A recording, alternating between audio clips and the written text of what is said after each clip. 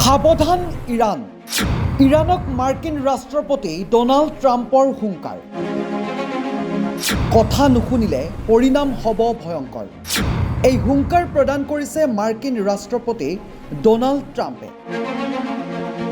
ট্ৰাম্পে হুংকাৰ প্ৰদান কৰি ইৰাণক অতি শীঘ্ৰেই আলোচনাৰ মেজলৈ আহিবলৈ আহ্বান জনাইছে।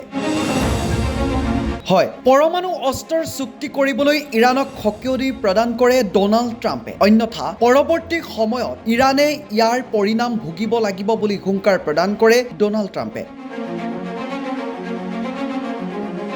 পূৰ্বতকৈ অধিক ভয়াৱহ আক্ৰমণ কৰিব বুলিও কয় ৰাষ্ট্ৰপতিগৰাকীয়ে।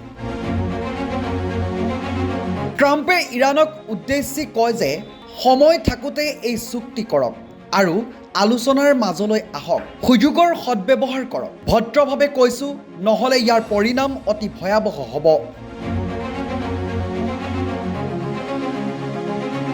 এইখিনিতে এটা কথা উল্লেখ কৰাৰ প্ৰয়োজন যে ট্ৰাম্পে ইৰাণক দিয়া এই হুংকাৰ এয়াই প্ৰথম নহয়। 2025 জুনতো সকিয়নি প্ৰদান কৰিছিল আমেৰিকাৰ ৰাষ্ট্ৰপতিগৰাকীয়ে।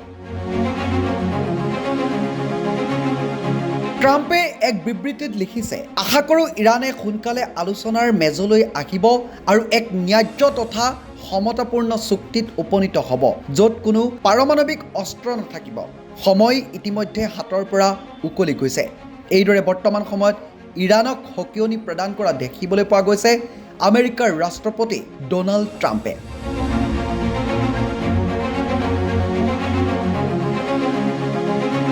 নিউজ ডেস্ক ৰিপৰ্ট, গণ অধিকাৰ।